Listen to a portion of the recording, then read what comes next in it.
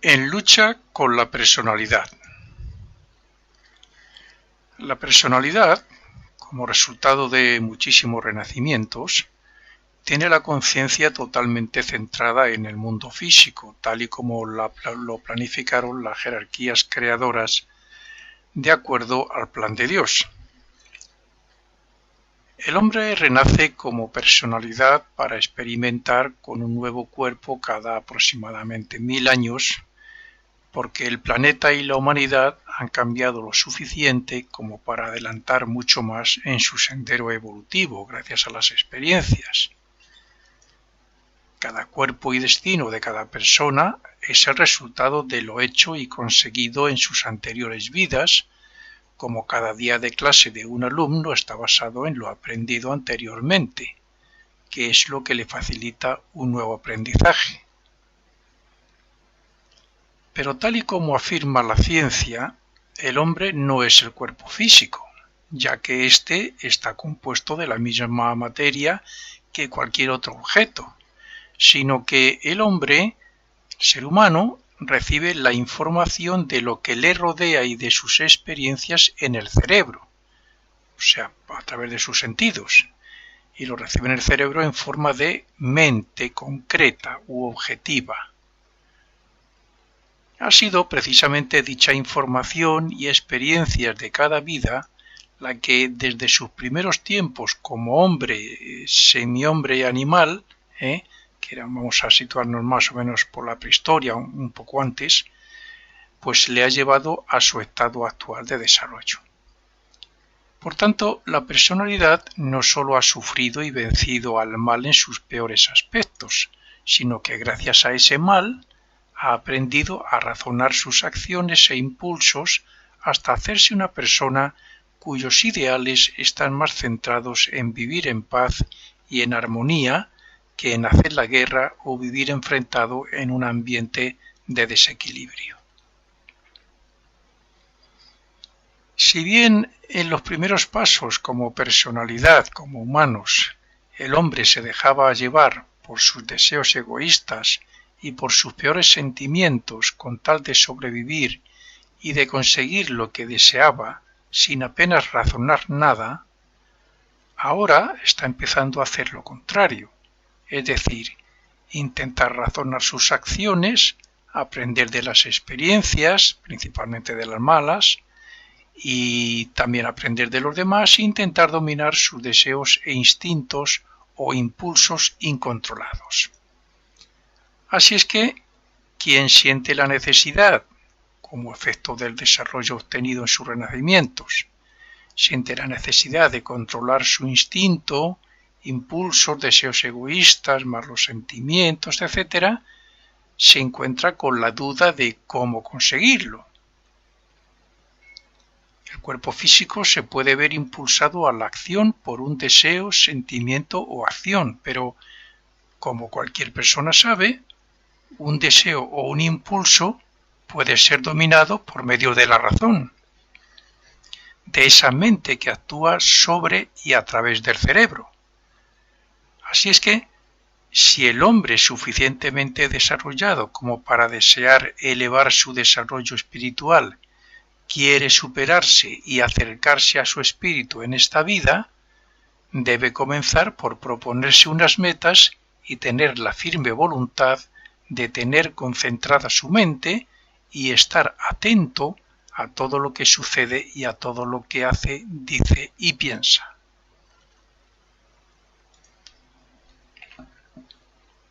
Todas las personas, en algún momento de su vida y por diferentes circunstancias y experiencias, buenas o malas, se proponen superar defectos, no caer en tentaciones y cambiar de actitud, entre otras cosas. Esto es muy bonito, está muy bien, aunque lo hagan egoístamente. De hecho, la mayoría lo hace cuando la atmósfera planetaria está más espiritualizada, en diciembre y enero, porque su espíritu está más fuerte y tiene más poder de influir sobre la personalidad. Pero esas metas de superación se quedan en nada en la mayoría de los casos, porque se debilita la voluntad y la razón ante los placeres de la vida física. Lo cierto es que obtiene mayores éxitos el que se analiza, medita y toma la decisión en silencio que el que lo pregona a los cuatro vientos. Y es que el que anhela superarse a sí mismo, moral y espiritualmente, escucha a su corazón y a su conciencia para obtener esa fuerza del espíritu, cuya naturaleza es invencible para los aspectos terrenales. Está claro que los defectos de la personalidad que más preocupan a un aspirante espiritual son sus malos hábitos y sus deseos egoístas, pero estos no son fáciles de superar a no ser que se persista una y otra vez. Primero, porque son hábitos de muchos años, y segundo, porque muchos de ellos están relacionados con otras vidas y nos vienen a modo de pruebas para fortalecer la voluntad en ese determinado sentido. El sincero aspirante no debe nunca tirar la toalla porque fracase en sus primeros intentos. Es más, esos fracasos deben servir para fortalecer sus propósitos y su voluntad y para volver a persistir, pero eso sí, sin olvidarse de practicar una constante observación de sí mismo y sobre todo lo que le rodea. En lo que no debe caer el aspirante es en el desánimo o en la desilusión, y mucho menos volver a esos malos hábitos antiguos, que ya supuestamente habíamos vencido, volver a ellos con la excusa de que ha fracasado una o dos veces, porque eso le hundiría mucho más y volvería al mal hábito con más ganas todavía. Como he dicho, ya he dicho que el hombre actual, el ser humano actual, que ha evolucionado muchísimo ya desde sus primeros tiempos como hombre más o menos salvaje hasta nuestros días, primero porque la ley de consecuencia le ha devuelto los efectos de su maldad, porque el mal al fin y al cabo nos hace evolucionar muchísimo más rápidamente. Evolucionamos más por el mal, por lo que sufrimos en el purgatorio y las cosas que ocurren aquí, que por las cosas buenas que hacemos de vez en cuando. Bueno, segundo, porque ha aprendido de los errores de los demás, claro. Y tercero, porque después de la muerte ha experimentado como se suele decir, en sus propias carnes, el dolor y el sufrimiento que ha causado a los demás. Bueno, podemos añadir un cuarto punto, porque dentro de nuestro destino somos probados y tentados con la intención de que superemos los defectos que nos dominan. Es muy común en los aspirantes espirituales sinceros que pertenecen a una verdadera escuela iniciática, como es por ejemplo la Fraternidad Rosacruz de Mosgender, que cuando obtienen el grado de probacionistas sean probados por sus maestros. Estos maestros y hermanos mayores no solo observan a sus posibles discípulos en su vida cotidiana, sino que también ven las auras, el desarrollo espiritual y la predisposición que tiene para así dirigirles hacia la superación necesaria que deben alcanzar si de verdad quieren ser sus discípulos. Para ello, y contando con que estos maestros saben cuáles son los puntos más débiles y necesidades de los aspirantes, les ponen a prueba inesperada e inconscientemente en sus asuntos cotidianos, pero sin que el aspirante sepa dónde, cómo ni cuándo. Los aspirantes occidentales no suelen tener grandes defectos que superar si les comparamos con los de otros continentes que cometen gravísimos delitos todavía, ante los cuales nos quedamos muchas veces horrorizados cuando vemos en la televisión lo que hacen, las barbaridades que todavía se hacen por ahí, cuando lo vemos en cualquier medio de comunicación o incluso por Facebook y medios así, las redes sociales. Sin embargo, tienen otros más sutiles que para la mayoría son más difíciles de superar. Hay defectos que no le damos importancia, pero son bastante más difíciles. Y es esta personalidad la que hay que vencer, por no decir eliminar. Hay que vencer a través de la razón, a través del conocimiento de uno mismo y escuchando a la voz de la conciencia, que es la que sabe todo lo que hemos pasado y sufrido por nuestros errores hasta llegar al estado actual.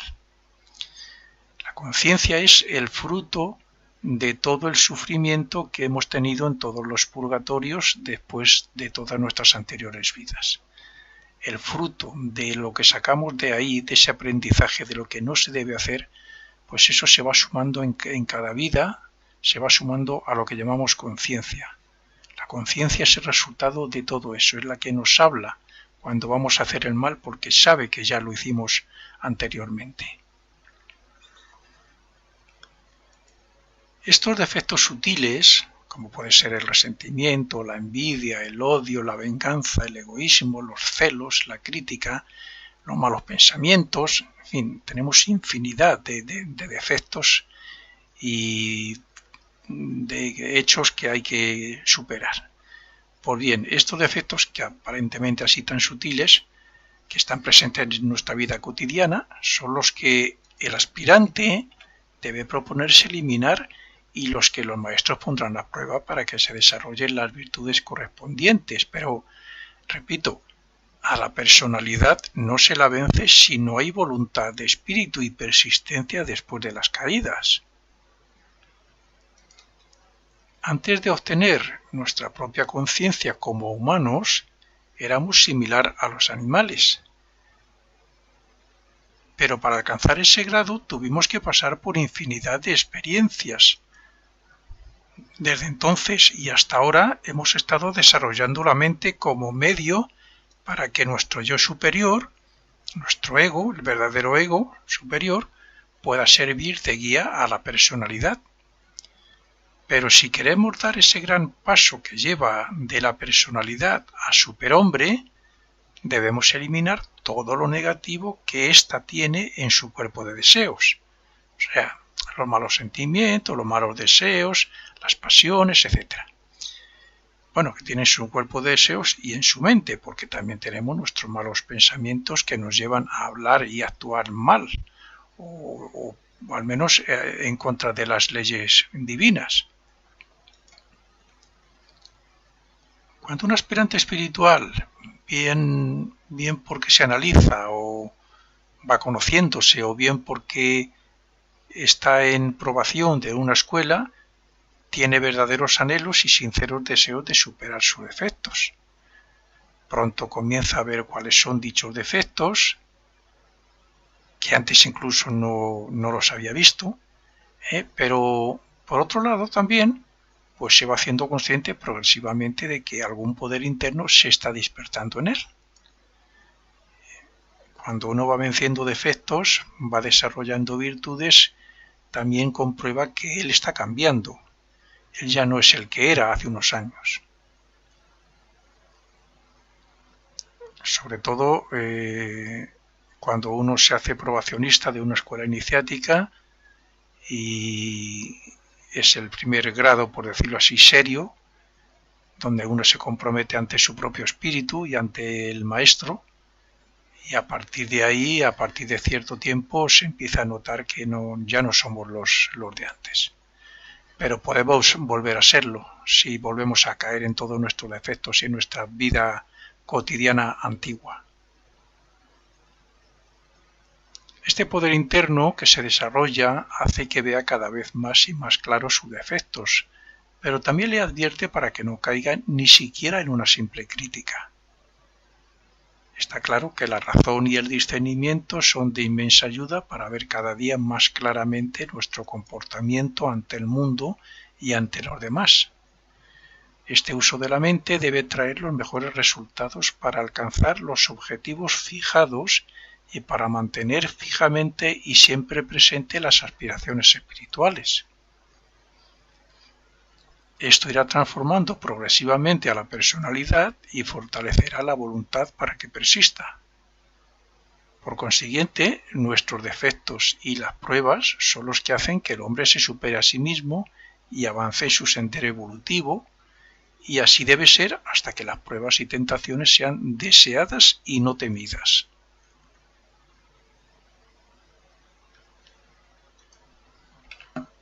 Pero el aspirante espiritual no se debe confiar porque, como bien sabemos los que estamos en ello, no es fácil permanecer fiel y mantener la persistencia ante los ideales de superación cuando todo va sobre ruedas. Todo aspirante se confía cuando todo prospera, cuando va bien la economía, el trabajo, en fin, las cosas cotidianas de nuestra vida. Nos confiamos un poco. Es más, ni siquiera piensa en que sus asuntos puedan cambiar para mal, lo que conlleva el peligro del desánimo, de la rutina y de la vuelta a algo que ya creía vencido, porque las tentaciones vienen inesperadamente y en momentos críticos que no nos damos cuenta. Si el aspirante no mantiene la firmeza y la persistencia en sus ideales espirituales que hacen que domine a la personalidad, un simple problema laboral, un problema con otras personas o una simple desilusión porque algo o alguien se interpone y frustra sus esperanzas y anhelos, puede hacer que se sienta derrotado. Si queremos imponer la voluntad de espíritu ante la personalidad egoísta y terrenal, debemos mantener la constancia de nuestros propósitos y llevar una vida inegoísta y de amor y de servicio al prójimo. El aspirante debe tener siempre presente que muchos de los problemas, y por lo general más que a otros, le son dados para que se quite las deudas del destino y para que adquiera más y mayores virtudes. Por tanto, sus aspiraciones y sus ideales espirituales deben estar siempre en lo más alto y tenerlos siempre presente en su mente y en sus acciones. El aspirante nunca debe sentirse derrotado por los problemas, ni por el desánimo, ni por lo que otros le hagan, o sea, las circunstancias que sean. La concentración de la mente, a modo de observación atenta sobre la personalidad y la persistencia, son imprescindibles para alcanzar los ideales que cada uno se proponga, y para ello es necesaria una disciplina mental, emocional y física. Si a esto añadimos la oración, la devoción, la contemplación y el ejercicio de la retrospección dado por Max Heindel, no cabe duda que venceremos a todo lo que proceda de la personalidad y que no esté de acuerdo con lo que anhelamos. Por lo general, aprendemos más de nuestros errores que de cualquier otra experiencia. Pero si les hacemos frente con nuestros principios espirituales, el progreso está asegurado por muchas alteraciones que nos traigan las pruebas y tentaciones para caer en el mal. Es un error huir de dichas pruebas y tentaciones o relajarnos para elegir el camino de lo fácil y cómodo. De esa manera no hacemos nada más que atrasar lo que en esta vida debemos superar y alcanzar, porque así está programado, o al menos como posibilidades. Hay aspirantes que apenas han comenzado a esforzarse por cumplir sus promesas o anhelos espirituales, cuando en las primeras pruebas dicen no puedo o no estoy preparado. Estas personas están faltas de determinación, de persistencia y de confianza propia, lo que les hace unos derrotados, conformistas que se niegan a intentarlo o que buscan excusas para no esforzarse y sacrificarse. La indiferencia, la falta de ideales espirituales y la poca aspiración para conseguir dichos ideales están reñidos con la voluntad de espíritu que se debe mantener para dominar y vencer todo lo negativo de la personalidad. La comprensión de las enseñanzas ocultas y espirituales y su estudio y práctica son muy importantes y hay que fomentarlas y mantenerlas como norma en nuestra vida cotidiana. Esto debe ser así si queremos comprender la importancia del progreso espiritual y si de verdad queremos sentir que merece la pena todo esfuerzo por muy duro que sea. No solo hay que llevar a la práctica los ejercicios y enseñanzas como las que menciona aquí, entre otras muchas, claro, sino que también hay que mejorarlas y perfeccionarlas. No se puede alcanzar una meta si no se intenta alcanzar una y otra vez, si no se evoluciona, si no se aprende de los fracasos y si no se aprende, si no ponemos nuestra conciencia y nuestra voluntad en las experiencias y en el esfuerzo responsable. Cuando se dice no puedo o no estoy preparado, en la mayoría de los casos significa que pensamos que es mejor que lo hagan otros, o lo que es lo mismo, es una manera irresponsable de alejar la carga para que la lleven otros. Sin embargo, qué felicidad se siente y qué tranquilo se duerme cuando actuamos responsablemente y cumplimos con nuestras obligaciones y con nuestros trabajos internos. El aspirante puede hacer y conseguir mucho más de lo que cree ante las circunstancias adversas. Solo es necesario que esté convencido de que puede y que no le falta la confianza propia. Somos hijos de Dios y tenemos todas sus posibilidades latentes. Por tanto, ¿por qué no tener confianza propia?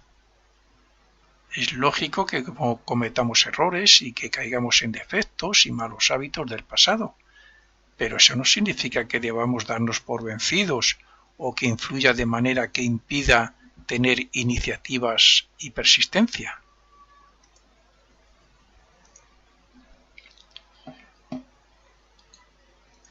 Alguien dijo que toda tentación es como una oportunidad para acercarnos a Dios.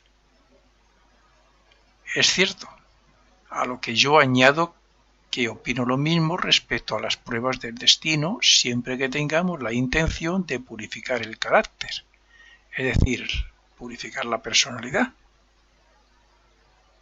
Por la vida se puede ir de manera irresponsable, ir por donde van los demás, dejándose llevar por las circunstancias y los placeres, por el camino más fácil y sin querer preocuparse por hacer nada por los demás. Incluso vagar por el mundo sin principios ni ideales, actuando egoístamente según convenga, etc., ¿no? Esa actitud trae poco, por no decir nada, de adelanto, y sí más bien retraso en el desarrollo espiritual, porque es la manera más fácil de caer en las tentaciones y pruebas, es decir, la manera de alejarse de Dios. Pero cuando vamos por la vida intentando llevar a la práctica nuestros elevados ideales y nuestros principios como un recto vivir, y cuando intentamos actuar como nuestro verdadero yo que domina la personalidad, y cuando manifestamos los ideales de amor y de servicio al prójimo dados por Cristo, entonces las tentaciones y pruebas desaparecen como tal, porque son superadas, acercándonos así un poquito más a Dios. Se dice en ocultismo que el mal es un bien en formación, que el mal hecho por ignorancia de la verdad no es mal porque no se ha alcanzado el verdadero conocimiento. Pero también es cierto que nuestra conciencia nos advierte de lo que es correcto, verdadero o bueno y de lo contrario. Y es ahí donde nosotros, gracias a nuestra conciencia, buena voluntad y discernimiento, debemos transformar las tentaciones o pruebas en peldaños para acercarnos a Dios. Si nos estudiamos a nosotros mismos y vemos que nuestra naturaleza inferior o personalidad aún queda resentimiento contra alguien, debemos analizar ese sentimiento profundamente para llevar a la práctica el aspecto contrario. En cada vida debemos elevar todo lo que podamos el aspecto mental, sentimental, moral y espiritual de la personalidad. Debemos desarrollar las capacidades del espíritu. Por ejemplo, el amor, la compasión, el altruismo, la ternura, la fraternidad, etc. Debemos, definitivamente, hacer la voluntad de Dios como si Él quisiera manifestarse a través nuestro.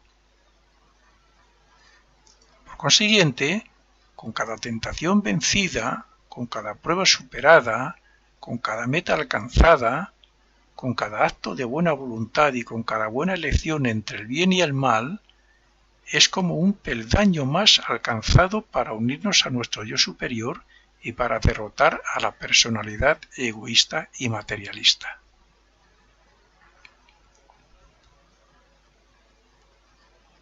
Lo ideal sería interpretar las tentaciones como pruebas a superar para así purificar el carácter personal.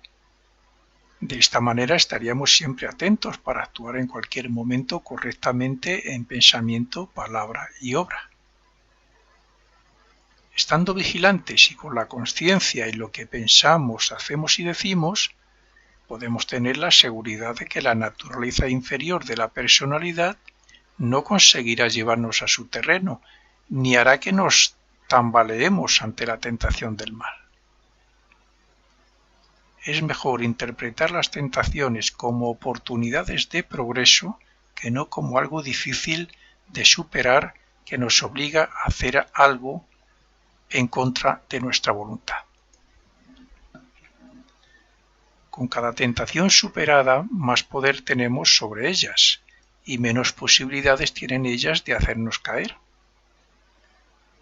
Observad atentamente en vuestra vida cotidiana, vuestra vida diaria y contar ante cuántas tentaciones y pruebas caéis y cuántas vencéis. O llevad a cabo los consejos de este artículo, así como de otros muchos que hay por ahí, y volver a contar vuestras caídas y vuestras victorias dentro de un mes. Si lo lleváis bien a la práctica, podréis decir, prueba superada. Sin embargo, si el aspirante desea ir más directamente al grano para doblegar a la personalidad egoísta y material, y así acercarse más a su propio espíritu, debe tener su conciencia y su voluntad en tres principales cosas. La primera sería la práctica constante de verdadero amor espiritual a todo ser viviente, incluyendo su expresión en pensamiento, palabra y obra. La segunda sería el servicio desinteresado a los demás. Y la tercera, el sacrificio inegoísta y compasivo por el prójimo.